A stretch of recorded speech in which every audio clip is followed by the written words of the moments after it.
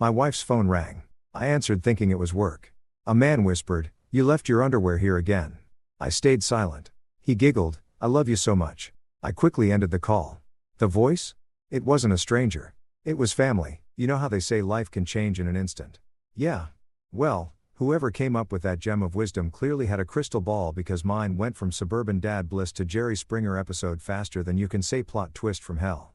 There I was doing what every red-blooded American husband does on a Tuesday evening, standing at the kitchen sink like some domesticated caveman, scrubbing the remnants of our family dinner off plates that cost more than my first car. The kids had demolished their mac and cheese like tiny Vikings, leaving behind a battlefield of orange cheese dust and the kind of mess that makes you question your life choices. But hey, that's parenthood for you. Equal parts joy and wondering why you didn't invest in paper plate stock. My wife Sarah had bounced out about 20 minutes earlier, muttering something about needing milk and bread from the store. Classic grocery store run that somehow always turns into a 2-hour expedition involving organic kale, artisanal sourdough, and whatever Pinterest told her we absolutely couldn't live without this week. She'd left her phone sitting on the granite counter like it was radioactive waste, which let me tell you should have been my first red flag.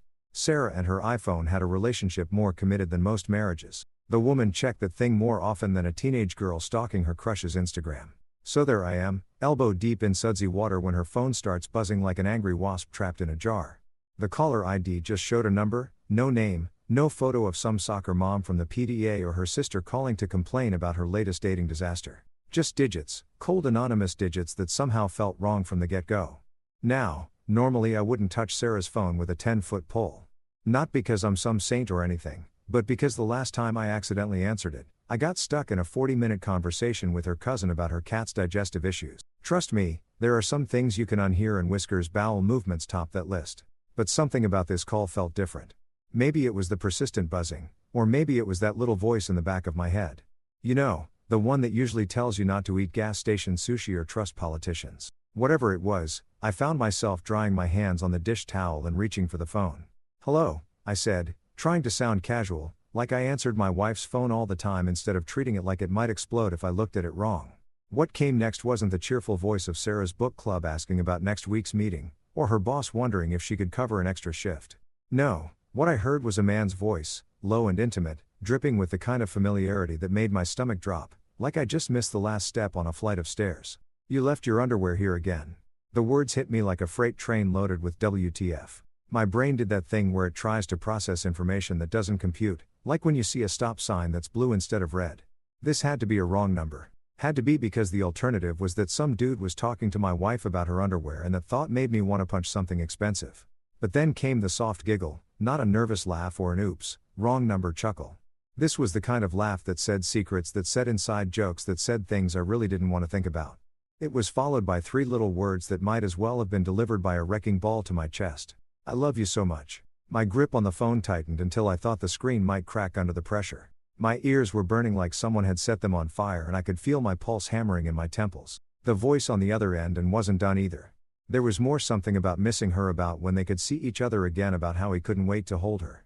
I hung up, just straight up ended the call like I was hanging up on a telemarketer trying to sell me extended car warranties. But unlike those calls, this one didn't leave me feeling victorious. Instead, I stood there staring at Sarah's phone like it had just grown fangs and started hissing at me. The device sat there on the counter, innocent as a sleeping baby, giving no indication that it had just delivered the kind of news that makes grown men question everything they thought they knew about their lives. The screen went dark, but I kept staring at it, waiting for it to ring again, dreading that it might, hoping that it wouldn't. My mind was racing faster than a NASCAR driver on Red Bull. This had to be a mistake. Had to be. Maybe it was a prank call. Maybe it was some kid with too much time on his hands and a sick sense of humor.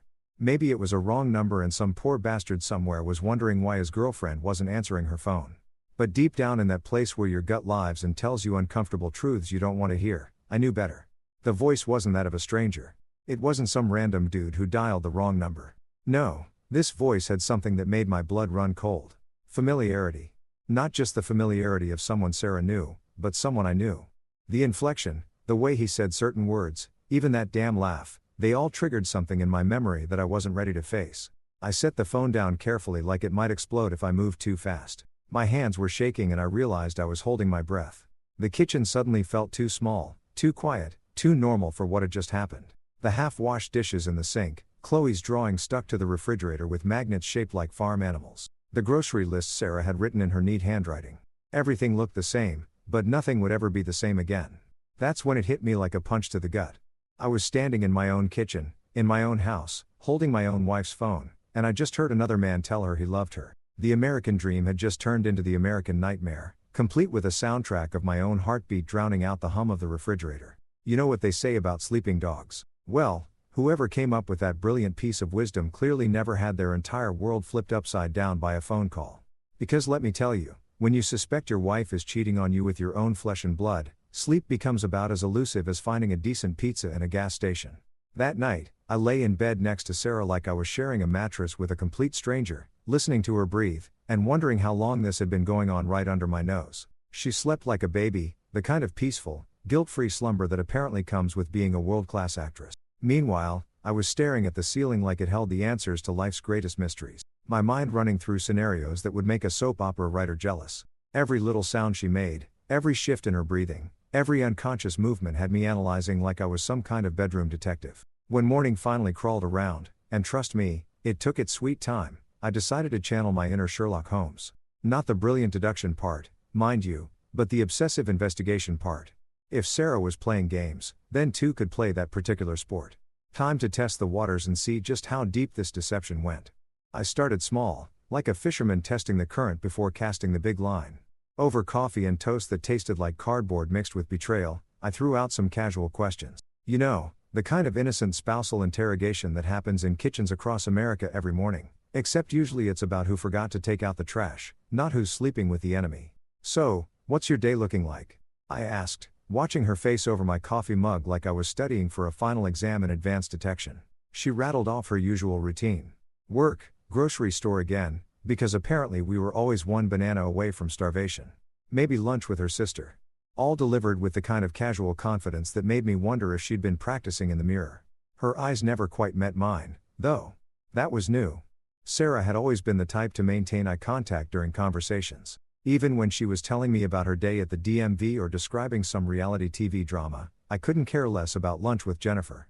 I pressed, naming her sister like I was testing a theory. Haven't seen her in a while. How's she doing with the divorce? Oh, you know, Jin, Sarah said with a laugh that sounded just a fraction too forced. Still trying to decide if she wants to take Derek for everything he's worth or just half of everything he's worth. She was good. I'll give her that. The response was perfectly Sarah, complete with the kind of casual sister gossip that usually made my eyes glaze over. But there was something off about the timing, like she paused for just a millisecond too long before answering. Or maybe I was becoming one of those paranoid husbands who sees conspiracy theories in their wife's breakfast choices. Throughout the day, I found myself becoming the kind of guy I used to make fun of, checking her location on the Find My Friends app like some kind of digital stalker, noting when she was online versus when she said she was in meetings, mentally cataloging every detail that seemed even slightly out of place. It was exhausting and pathetic and necessary all at the same time. The real test came that evening when our 6-year-old daughter Chloe was at the kitchen table, tongue sticking out in concentration as she worked on her math homework. Addition and subtraction problems that seemed laughably simple compared to the emotional calculus I was trying to figure out in my own head. There's something beautifully innocent about watching a kid struggle with what's 7 plus 5 when you're sitting there trying to solve what's marriage plus betrayal divided by family dysfunction. Sarah's phone buzzed on the counter, the same counter where it had delivered yesterday's bombshell. This time though, I was ready.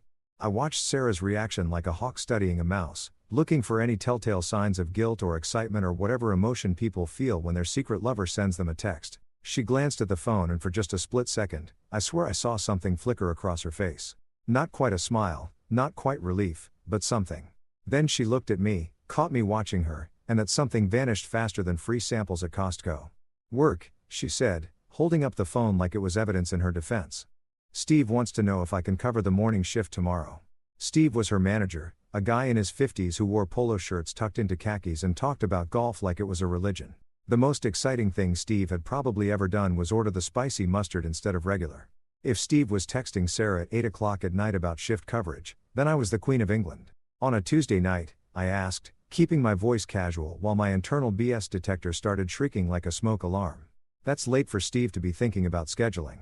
Sarah's response was a perfect example of what I was starting to recognize as her new normal.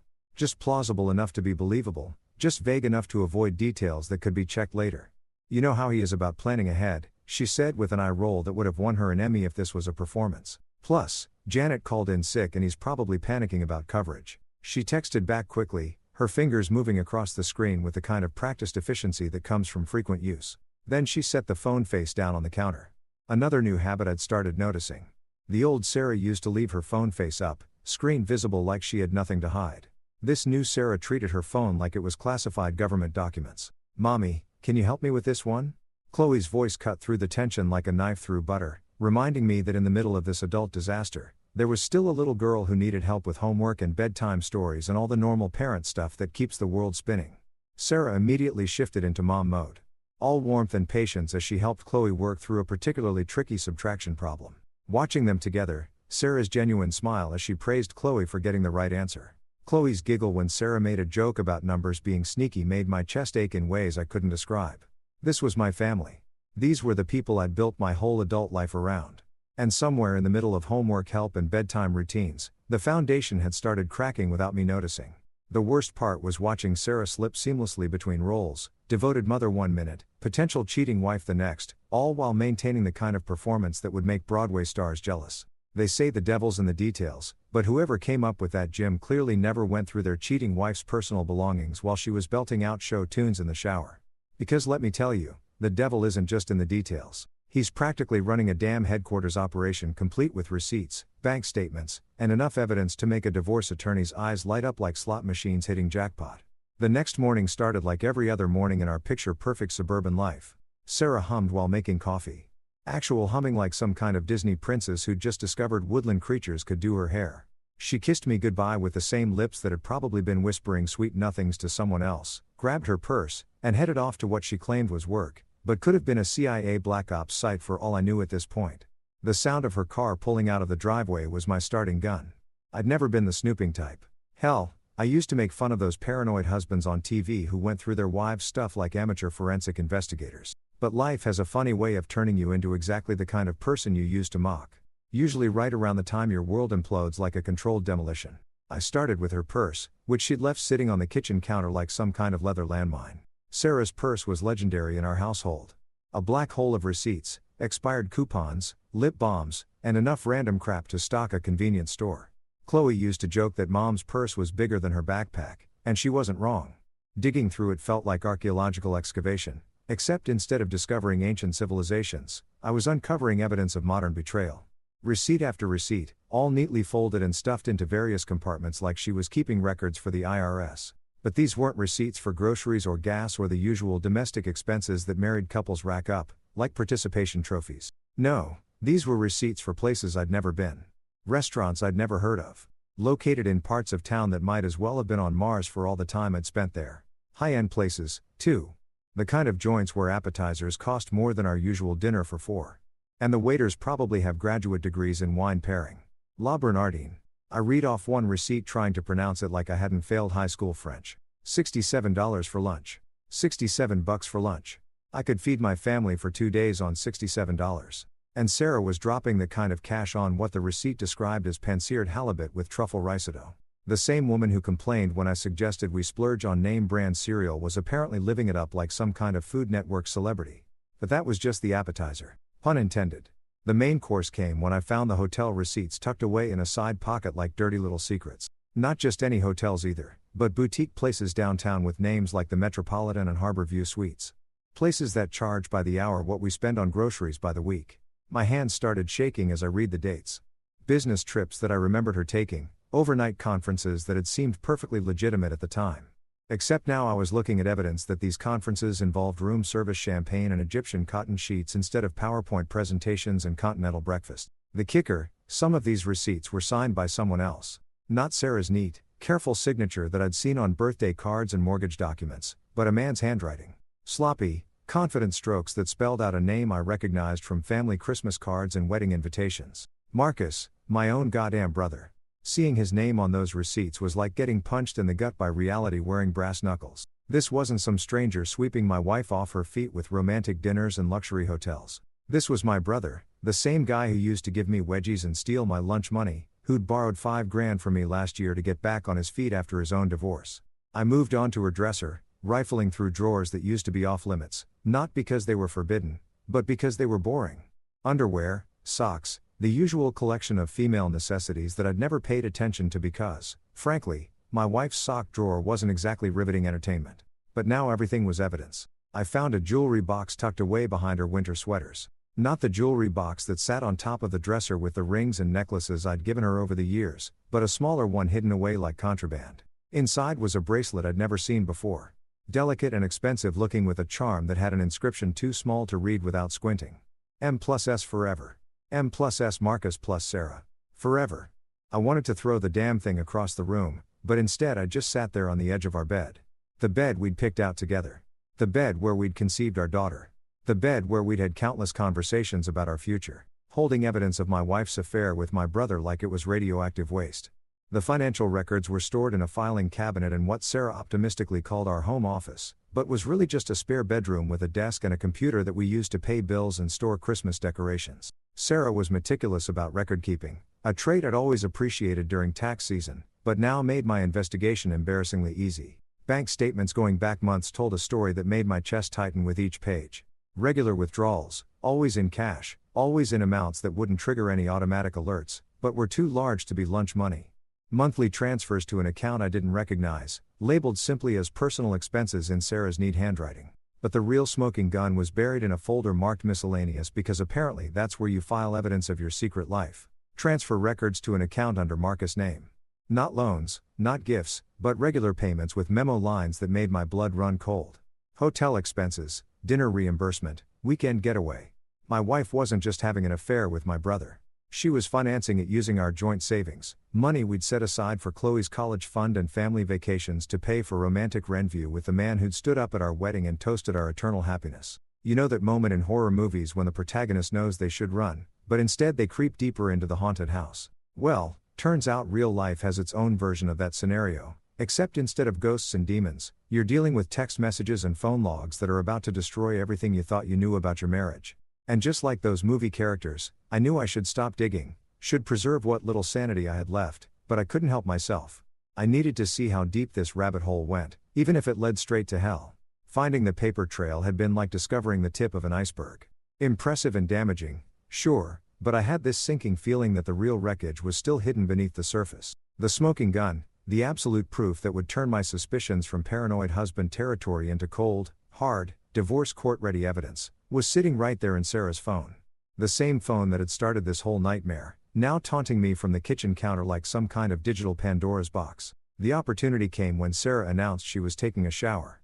One of those luxurious 20-minute affairs that involved enough steam to rival a sauna and more beauty products than a department store cosmetics counter. She'd left her phone charging on the nightstand, face down as usual, like it was trying to hide from me. My heart was pounding like I was about to defuse a bomb instead of just checking my wife's text messages. Funny how betrayal turns you into a criminal in your own home, skulking around like some kind of domestic spy while your daughter watches cartoons downstairs and your wife scrubs away whatever guilt she might actually feel about destroying your family. I picked up the phone with hands that were shaking worse than a paint mixer at Home Depot. Sarah had never been big on security. Her passcode was Chloe's birthday because apparently she thought potential phone thieves wouldn't be able to guess that the woman with family photos plastered all over her lock screen might use her kid's birth date as a password. Under normal circumstances, her trusting nature was one of the things I loved about her. Right now, it was making my investigation easier than it had any right to be. The phone unlocked on the first try and I was immediately hit with a wall-up of notifications that made my stomach drop like a stone thrown off a bridge. Missed calls, unread texts, voicemails, all from numbers I didn't recognize and some that I did. But it was the messaging app that really caught my attention, showing preview texts that made my blood run cold, even in their truncated form. Can't wait to see you again. Last night was incredible. When can we? I opened the messages app like I was handling live explosives, half expecting the phone to burst into flames or start screaming accusations at me. What I found was worse than anything I'd imagined during my sleepless night of paranoid speculation. Deleted conversations, lots of them. Sarah had been cleaning house, wiping away evidence like she was some kind of digital janitor. But here's the thing about technology. It's both a blessing and a curse. Sure, she could delete the conversations, but she couldn't delete the fact that they'd existed in the first place. The phone kept records, little breadcrumbs of digital infidelity that painted a picture clearer than any Renaissance masterpiece. Thread after thread of deleted conversations, all with the same contact. No name, just a number, but a number I was starting to recognize from all those missed calls and hotel receipts. The timestamps told their own story. Late night texts when I was sleeping next to her. Afternoon messages sent during her lunch breaks. Early morning exchanges that happened while I was making coffee and packing Chloe's school lunch. But Sarah wasn't quite as tech savvy as she thought she was, because buried in the drafts folder, that digital graveyard where unfinished thoughts go to die, I found the mother lode, messages she'd typed but never sent, like a diary of her affair written in real time. I can't keep lying to him like this. What if he finds out about us? I feel terrible, but I can't stop. And then the one that made my knees weak and my vision blur around the edges. Marcus, I think I'm falling in love with you, Marcus. There it was, spelled out in black and white. No room for interpretation or wishful thinking. Not some random coworker or mysterious stranger, but my own brother. The man who taught Chloe how to ride a bike, who'd helped me install our deck last summer, who'd been coming to our house for Sunday dinners and holiday celebrations while secretly planning to blow up my life from the inside. I kept scrolling through the drafts like some kind of masochist, finding message after message that she'd typed, but apparently thought better of sending. Plans for weekend getaways, complaints about having to pretend when I was around, discussions about when they could finally be together without hiding. The worst part wasn't even the content of the messages. It was the timestamps. This had been going on for months. Not a recent fling or a moment of weakness, but a sustained calculated betrayal that had been happening right under my nose while I was worrying about mortgage payments and whether we needed to refinance the house. Every family dinner where Marcus had sat at my table, every time he'd hugged Sarah goodbye a little too long, every occasion where I'd thought they were just being friendly siblings-in-law, it had all been a performance. They'd been laughing at me probably. Poor stupid husband who couldn't see what was happening in his own house with his own wife, with his own brother. The sound of the shower turning off upstairs made me jump like I'd been caught robbing a bank. I quickly closed the messages and put the phone back exactly where I'd found it, face down on the nightstand like a guilty secret, keeping watch over our bed. By the time Sarah emerged from the bathroom, wrapped in the fluffy robe I'd bought her last Christmas, I was back downstairs pretending to read the morning paper. But the words on the page might as well have been written in ancient Greek, because all I could see were those deleted messages, those drafted confessions, those digital love letters to my own damn brother. Feel better? I asked when she came into the kitchen, and the irony of the question wasn't lost on me. Here I was asking if she felt better after her shower when what I really wanted to know was how she managed to live with herself after what I'd just discovered.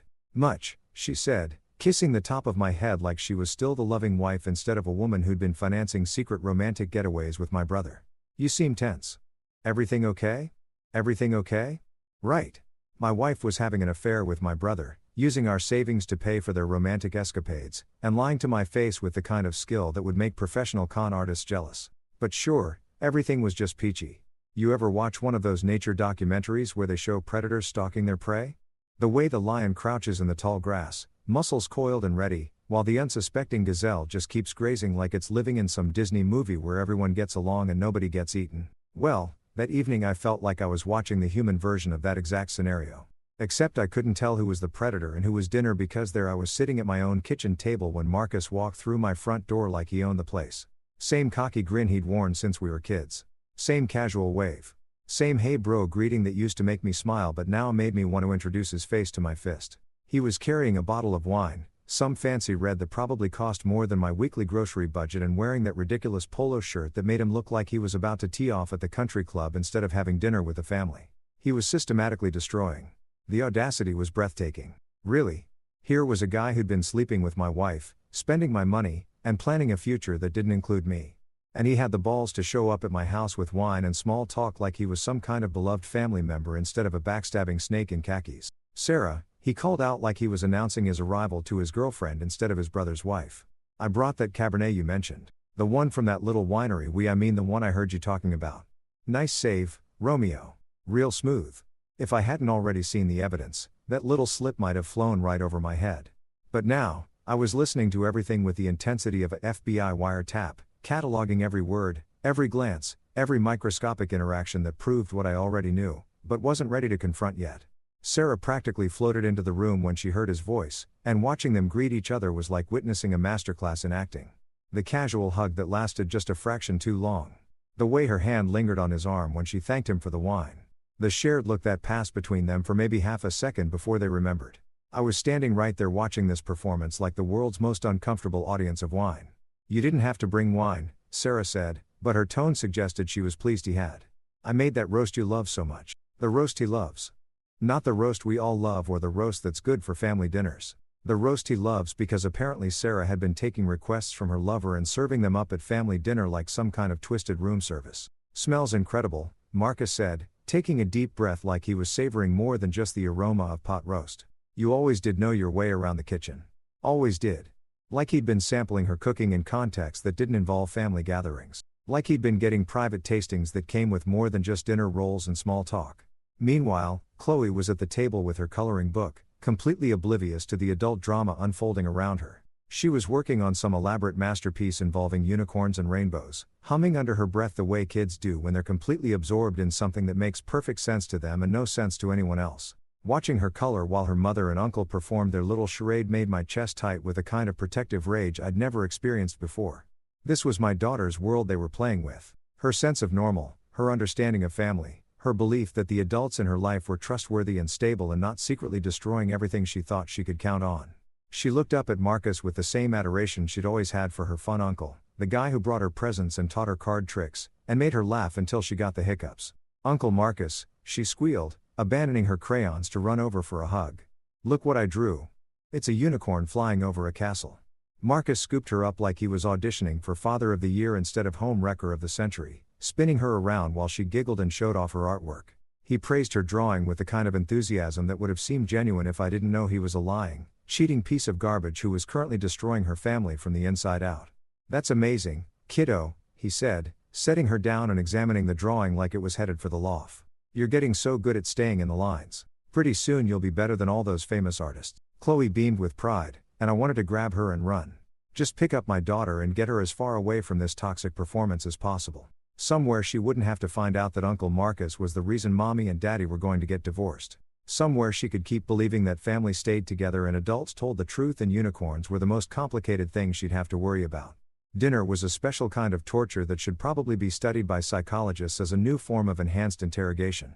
There we all were sitting around the table like some Norman Rockwell painting of American family values while I tried not to choke on my food and my rage simultaneously. Sarah served the meal with the kind of domestic pride that would have been sweet if it wasn't all part of her elaborate deception. Marcus complimented everything from the seasoning on the roast to the way she'd arranged the vegetables. And Sarah glowed under his praise like a teenager with her first crush. I sat there cutting my meat and plotting various scenarios that ranged from confronting them both right there at the dinner table to quietly documenting everything for the inevitable custody battle. The silence from my end of the table was apparently noticeable because Chloe kept asking me if I was okay and why I wasn't talking much. "Daddy's just tired, sweetheart," Sarah explained, reaching over to pat my hand in what probably looked like welly concern but felt like a patronizing dismissal. "He's been working really hard lately." Working hard. Right. While I've been working hard to provide for our family, she'd been working hard to betray it. The irony was so thick you could cut it with the same knife I was currently gripping a little too tightly. There's something about putting a 6-year-old to bed that makes you realize how fragile innocence really is. Chloe's bedtime routine was sacred in our house.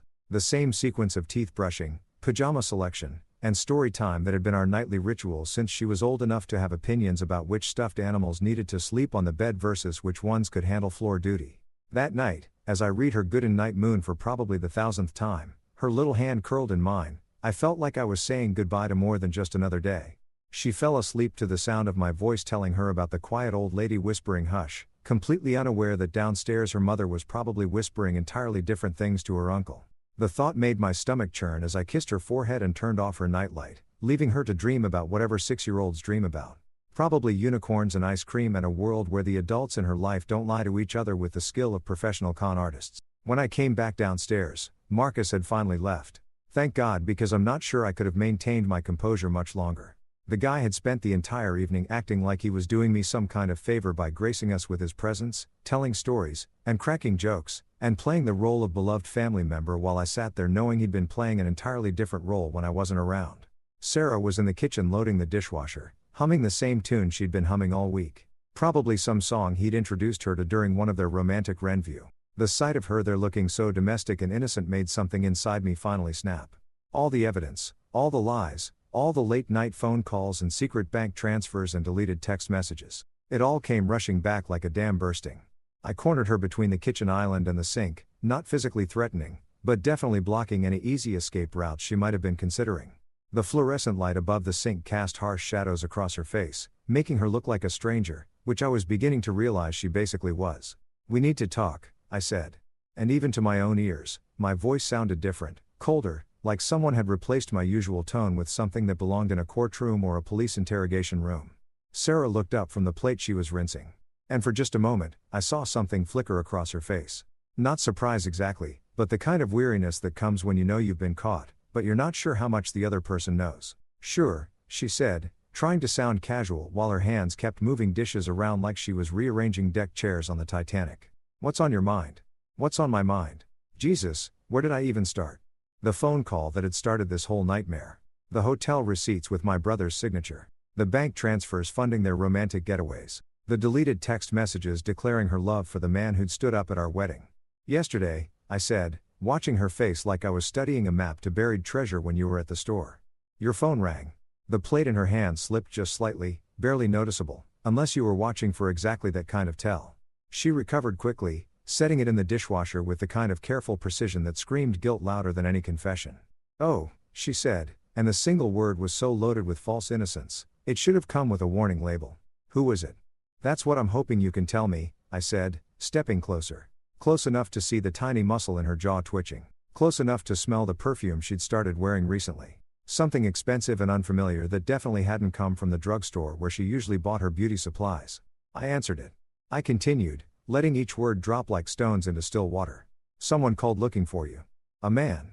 Sarah's face went through a series of micro-expressions that would have been fascinating to watch under different circumstances. Confusion, then recognition, then something that looked almost like relief before settling on indignation. The default emotion of people who've been caught red-handed but are going to try to brazen their way out of it anyway. "You answered my phone," she said. And the way she said it, you'd think I'd committed some kind of cardinal sin instead of just picking up a ringing device in my own kitchen. That's a violation of privacy. Privacy. The woman who'd been financing secret affairs with our joint bank account wanted to lecture me about privacy. The irony was so thick you could practically taste it. "Privacy," I repeated, letting the word hang in the air between us like a bad smell. "That's interesting. You want to talk about privacy while some guy is calling you about your underwear." Her face flushed red, then drained white, then flushed red again, like she couldn't decide which shade of guilt worked best with her complexion. She opened her mouth, probably to launch into some elaborate explanation involving wrong numbers and mistaken identity, but I cut her off before she could spin another web of "He said he loved you, Sarah." Those were his exact words. "I love you so much. And you know what?" I recognized his voice. That's when her whole performance finally cracked. The indignation crumbled, the false confusion evaporated, and what was left was just my wife, the woman I'd promised to love and cherish and protect, looking at me with the kind of trapped animal expression that comes when you realize the jig is finally up. "It's not what you think," she said, which has to be the most predictable line in the history of marital confrontations. Right up there with, "We're just friends, and it didn't mean anything." "Then tell me what it is," I said, leaning against the counter with my arms crossed, trying to look casual, while my heart hammered against my ribs like it was trying to escape.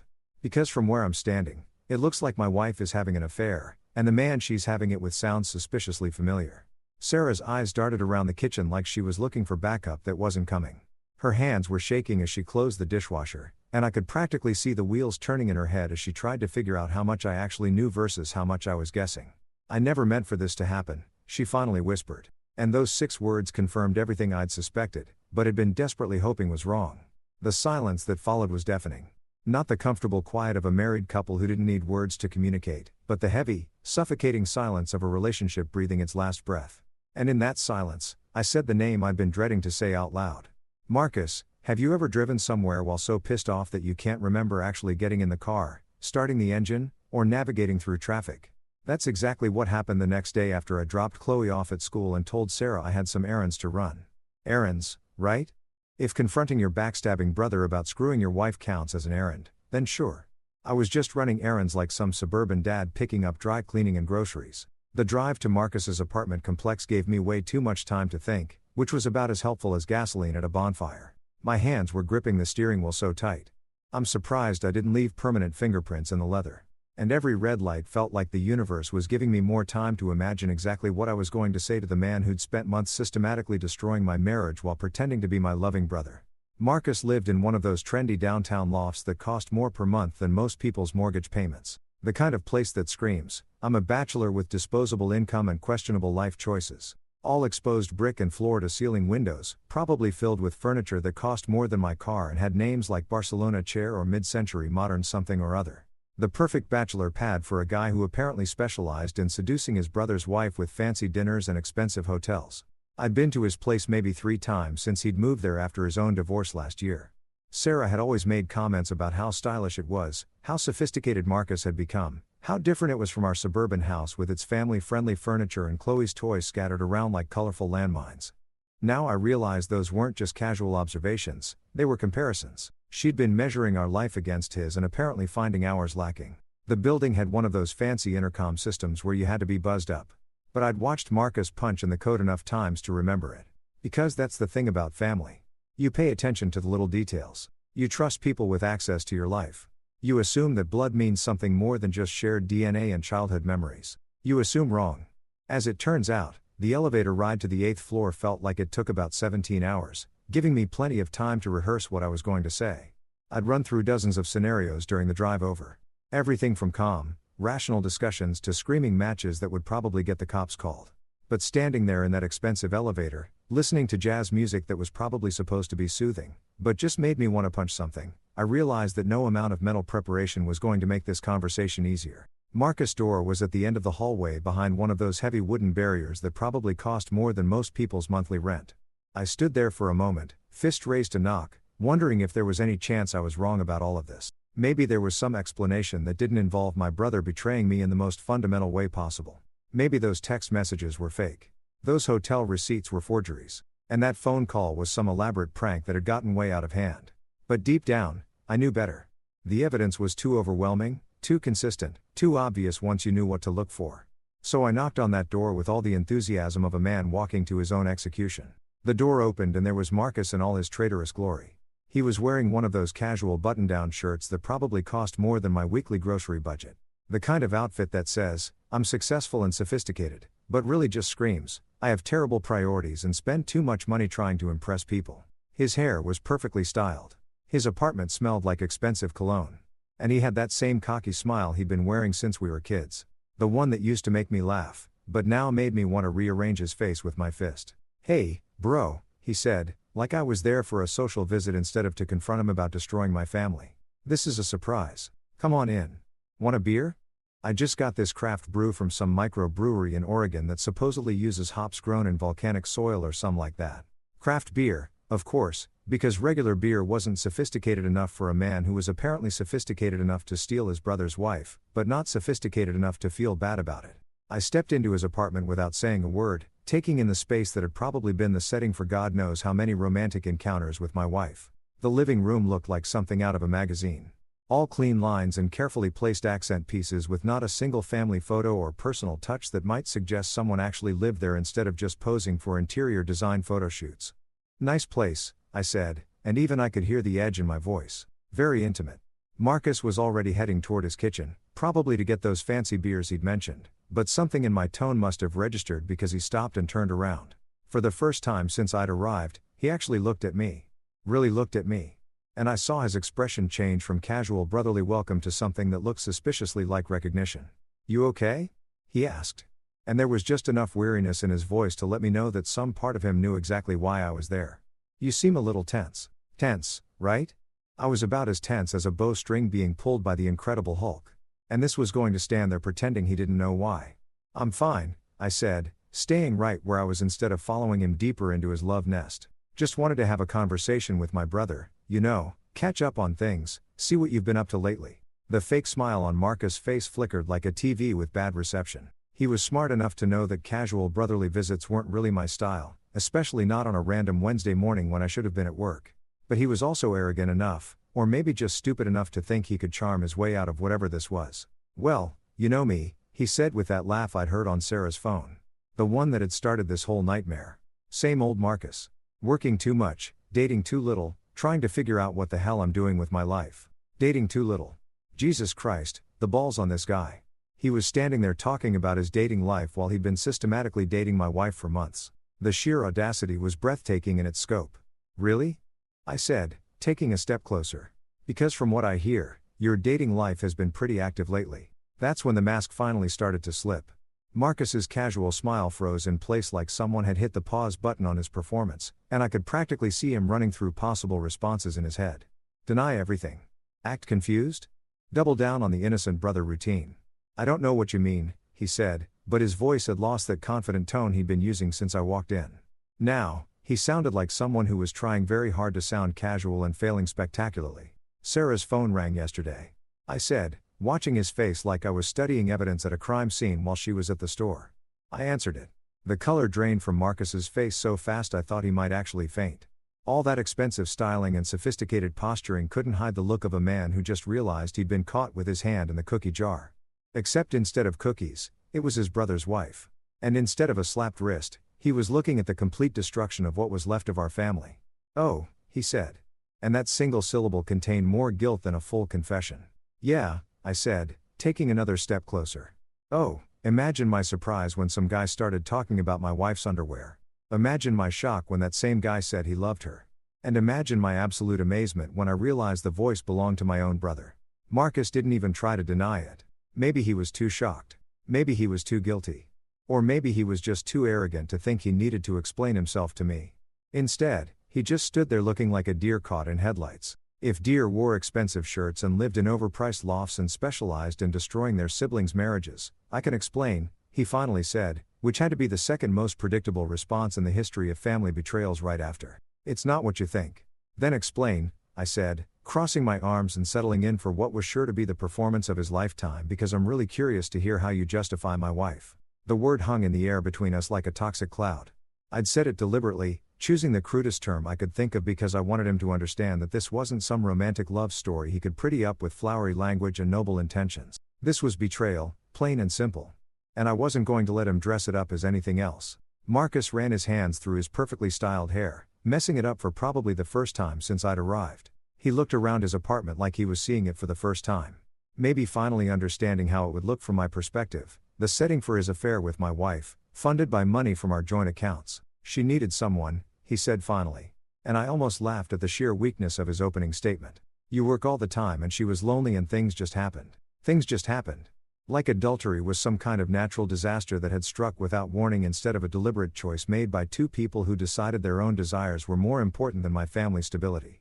You know what they don't tell you about having your life systematically destroyed by the two people you trusted most? They don't mention that afterward you have to keep functioning like a normal human being.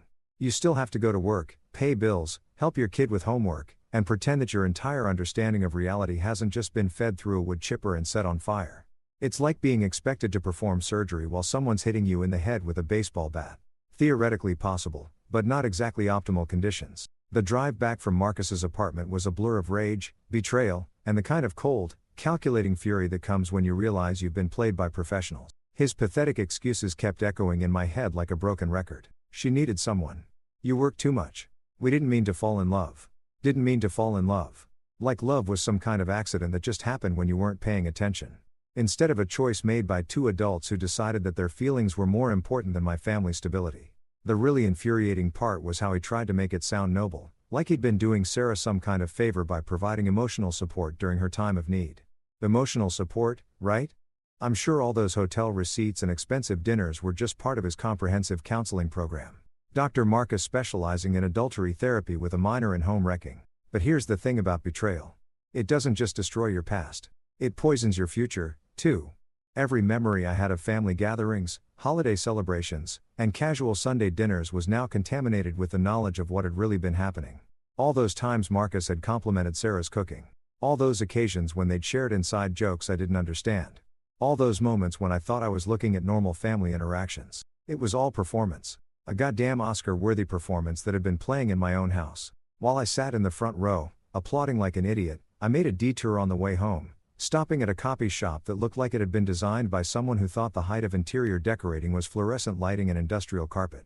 The kind of place where people went to make flyers for garage sales and copy their tax documents, not to begin documenting the evidence that would eventually destroy their marriage. But life has a funny way of making ordinary places into the settings for extraordinary disasters. The clerk behind the counter was a kid who looked like he was maybe 19 and had probably never experienced anything more traumatic than running out of energy drinks. He helped me scan every receipt, every bank statement, every piece of evidence I collected, creating digital copies that I uploaded to a cloud storage account Sarah didn't know about. Because if there's one thing I'd learned from this whole experience, it's that people lie, people cheat, and people delete evidence. But digital backups are forever. Next stop was a law office in one of those glass towers downtown that make you feel like an ant, even when you're not dealing with life-altering legal issues. The lawyer I'd found online specialized in divorce and family law with the kind of credentials that cost serious money but promise serious results. Her name was Rebecca Shawn, and her reviews suggested she had a particular talent for handling cases involving adultery and financial deception, which, as it turned out, was exactly the kind of expertise I needed. Rebecca's office was all polished wood and expensive leather, the kind of place designed to make you feel confident about spending your kid's college fund on legal fees. She was younger than I'd expected, probably in her early 40s, with the kind of sharp intelligence that suggested she'd eaten weaker lawyers for breakfast, and was already thinking about lunch. "Tell me about your situation," she said, gesturing to the chair across from her desk while she pulled out a legal pad that looked like it had seen more drama than a daytime soap opera. So, I told her everything. The phone call that had started it all, the evidence I'd found, the confrontation with Sarah, the meeting with Marcus. I laid out the whole sordid story like I was presenting evidence to a jury, watching Rebecca's expression shift from professional interest to something that looked almost like sympathy. "How long do you think this has been going on?" she asked, making notes in handwriting that was probably neater than most people's typed documents. "At least 6 months, based on the bank records," I said. "Maybe longer." They were pretty good at covering their tracks, but not good enough, Rebecca said with the kind of smile that probably made opposing counsel nervous. "Financial records don't lie, and neither do phone logs. You've done excellent documentation work. Most people come in here with suspicions and hurt feelings. You're coming in with evidence." Evidence. It felt weird to hear my destroyed marriage described in such clinical terms, but I was learning that divorce law was all about proof and documentation and turning human disasters into billable hours. Rebecca explained the process: asset division, custody arrangements, spousal support calculations with the kind of professional detachment that would have been comforting if she'd been talking about anyone else's life. "One thing I need to tell you," she said, leaning forward with the expression people use when they're about to deliver news you don't want to hear. "Washington is a no-fault divorce state. The adultery doesn't technically affect the legal proceedings, but the financial deception could be relevant to asset division. No fault meaning it didn't legally matter that my wife had been cheating on me with my brother, using our money to finance their affair, and lying to my face for months. The law apparently considered adultery about as relevant as someone's preference in breakfast cereal, but the money that was different. Spending marital assets on an affair was something the courts actually cared about. We'll need to freeze the joint accounts," Rebecca continued. "And I'd recommend moving half the funds to an account in your name only. Legal, defensible, and it prevents further misuse of marital assets." Marital assets. That's what our life savings had become. Not the money we'd set aside for Chloe's education or family vacations, or the dream house we'd talked about buying someday, but marital assets to be divided and disputed and fought over in conference rooms that smelled like stale coffee and broken dreams. The next few days passed in a blur of legal preparations and emotional numbness. I opened new bank accounts, changed passwords on everything from our mortgage company to our streaming services, and began the process of untangling a life that had been woven together over 8 years of marriage. It's amazing how complicated it is to separate two lives that have been legally and financially joined. Every credit card, every insurance policy, every shared subscription becomes another thread to be cut. At home, the atmosphere was toxic enough to require hazmat suits. Sarah had moved into the guest bedroom to give us both space to think, which was probably the first honest thing she'd said in months. We maintained a veneer of civility around Chloe, but the silence between us was so heavy it felt like a physical presence in the house. Chloe, bless her innocent heart, kept asking why mommy and daddy seemed sad, why we weren't talking as much, why the house felt different. How do you explain to a 6-year-old that her mother had been cheating on her father with her uncle using money meant for her college fund to pay for romantic getaways? How do you tell a child that the adults she trusts most in the world had been lying to everyone, including each other, for months? Sometimes grown-ups have problems they need to work through. I told her during one of our bedtime conversations, holding her small hand while she curled up with the stuffed elephant she'd had since she was 2. "But no matter what happens, Daddy loves you very much, and nothing will ever change that. Are you and Mommy going to get divorced like Tommy's parents did?" she asked with the kind of direct honesty that only kids possess. The question hit me like a physical blow. Tommy was a kid in her class whose parents had split up earlier in the year, and Chloe had come home with lots of questions about why some mommies and daddies didn't live together anymore. At the time, Sarah and I had answered those questions together, explaining divorce in the kind of gentle, age-appropriate terms that made it sound like a mutual decision made by adults who still cared about each other but couldn't live together anymore. Now, I was facing the possibility of having that same conversation about our own family. "I don't know, sweetheart," I said, because lying to her seemed wrong, even if the truth was complicated. Sometimes marriages don't work out the way people hope they will. But if that happens, It doesn't mean mommy and daddy don't love you, and it doesn't mean anything is your fault. She nodded with the kind of solemn understanding that broke my heart. Kids are resilient, everyone says, but they shouldn't have to be. They shouldn't have to learn about adult failures and broken promises and the ways that people can hurt each other. They should get to believe in forever and trust that the adults in their lives have their together enough to provide stability and security. Meanwhile, Marcus kept calling. Not me. He was apparently smart enough to know that ship had sailed. But Sarah, I could hear her phone buzzing at all hours. See her checking messages when she thought I wasn't looking. The voicemails he left were masterpieces of self-justification and manipulation. Each one saved automatically to the cloud storage where Rebecca could access them as evidence of ongoing contact. I know you're angry, one message said, but what we have is real. Don't let him make you feel guilty for finding happiness. Finding happiness like destroying my family was some kind of noble quest for personal fulfillment instead of a selfish betrayal that had collateral damage in the form of a 6-year-old girl who didn't deserve to have her world turned upside down by adult stupidity. Another message was more direct. I love you, Sarah. Whatever happens with him, that doesn't change. We can get through this together. Together. The word made my stomach churn because it confirmed what I'd suspected. This wasn't just an affair that was ending now that they'd been caught. This was a relationship, a future they were planning, a life they wanted to build on the smoking ruins of my marriage. You know that moment in movies when the protagonist finally has enough evidence to confront the villain, and they dramatically spread everything out on a table like they're presenting the case to a jury. Well, turns out real life has its own version of that scene, except instead of dramatic music and perfect lighting, you get the fluorescent buzz of your kitchen lights and the sound of your own heart hammering against your ribs like it's trying to escape before the hits the fan. I'd spent 3 days preparing for this moment, organizing every receipt, every bank statement, every call log, and every piece of evidence into neat little piles that told the complete story of my wife's betrayal. Rebecca had helped me create a timeline that read like a manual for how to destroy your marriage in 6 easy steps, complete with dates, dollar amounts, and enough documentation to make a forensic accountant weep with joy. Sarah was in the living room curled up on the couch with a book she'd been pretending to read for the past hour. I say pretending because I'd watched her turn exactly 2 pages in 60 minutes, which either meant she was the world's slowest reader or her mind was somewhere else entirely.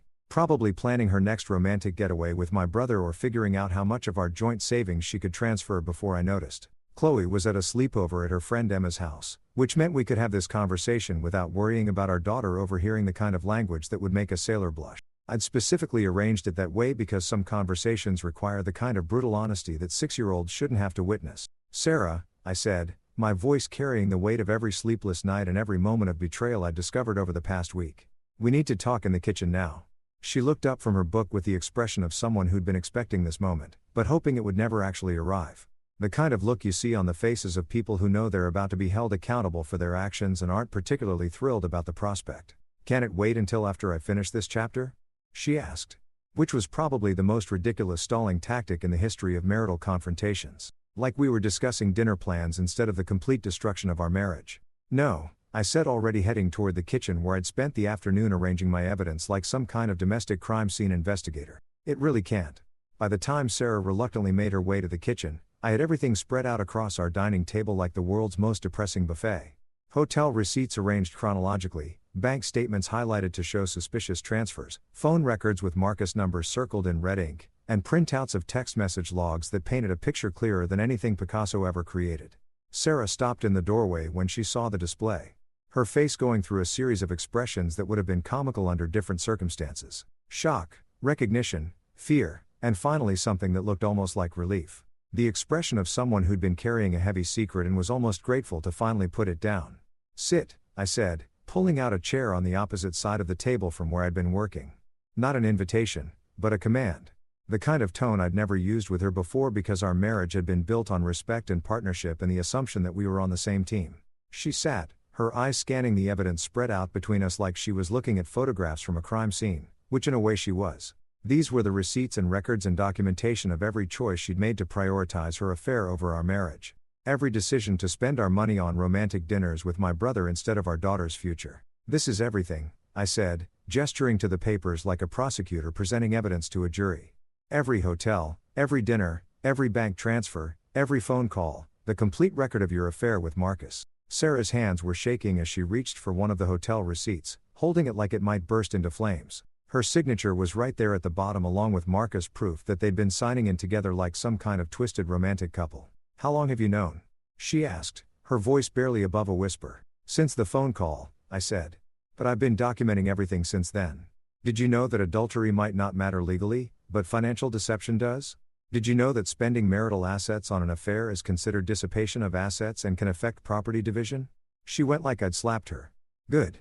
She should feel uncomfortable talking about the legal implications of her choices because those choices had legal implications that went far beyond hurt feelings and broken trust. I never meant for it to go this far, she said, which had to be the third most predictable response in the history of marital betrayals. Right after, it's not what you think and we can work through this. How far did you mean for it to go? I asked, picking up one of the bank statements that showed a particularly large transfer to Marcus's account. Was there a specific dollar amount where you planned to stop? A certain number of hotel rooms that would have been your limit. It's not about the money, Sarah said, which was exactly what I'd expected her to say and exactly the wrong thing to say while sitting across from thousands of dollars in evidence that it was absolutely about the money.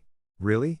I said, holding up a receipt from that fancy French restaurant where they'd apparently celebrated their 3-month anniversary. Because according to this, you spent $237 on dinner. That's more than we usually spend on groceries for a week. But it's not about the money. Sarah started crying then.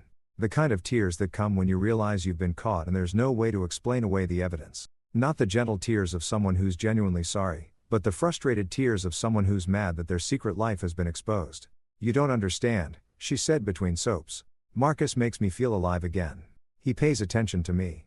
He listens to me. He makes me feel like I'm more than just a wife and mother. More than just a wife and mother. The words hit me like a physical blow because being a wife and mother used to be something she was proud of. We used to joke about being a boring suburban family with our minivan and our mortgage and our weekend trips to Target. When had that become something she wanted to escape from instead of something she wanted to protect? So, this is my fault? I asked, leaning back in my chair and trying to process the idea that my wife's affair was somehow a result of my failures as a husband. I work 50 hours a week to support this family. I come home and help with homework and bedtime stories and weekend chores, and somehow that's not enough attention.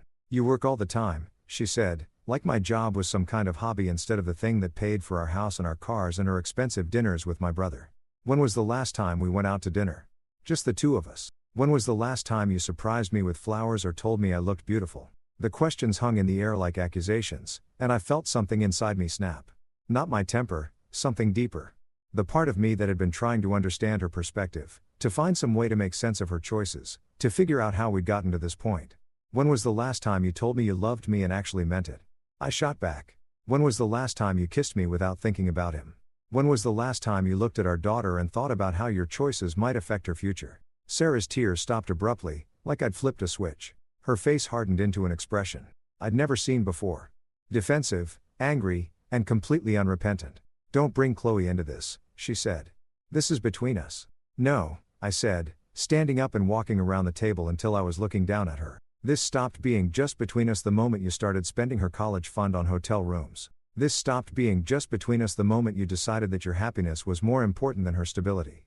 That's when my phone buzzed with a text message. Without thinking, I picked it up and glanced at the screen, expecting to see something from work or maybe a message from Emma's mom about the sleepover.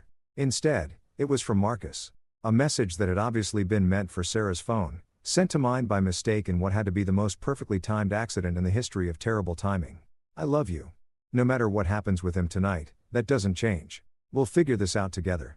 I stared at the screen for a moment, then slowly turned it around so Sarah could see the message. Her face went white as she read the words, probably realizing that her lover had just provided the final nail in the coffin of any chance she might have had of salvaging our marriage. He sent this to the wrong number, I said, setting the phone down on the table next to all the other evidence. But I think the message is pretty clear.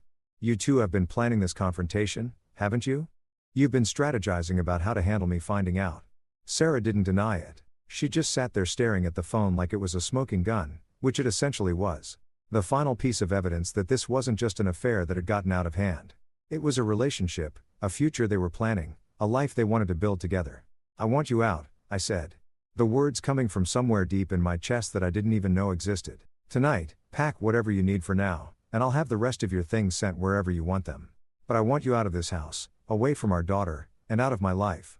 You can't kick me out, Sarah said, finally finding her voice again. This is my house, too. Actually, I can, I said, pulling out the legal documents Rebecca had prepared for exactly this scenario. Temporary restraining order based on financial abuse and emotional distress. You've got 2 hours to pack and leave, and then you're not allowed back without a court order. The look on Sarah's face when she saw the official letterhead was almost worth the pain of the past week. Almost. She realized that I hadn't been sitting around feeling sorry for myself. I'd been preparing, documenting, and building a case that would protect both me and Chloe from any further damage she might try to cause. Where am I supposed to go? She asked like that was somehow my problem to solve. I don't know, I said. And for the first time in days, I felt something like peace. Maybe Marcus can figure that out. After all, he loves you so much.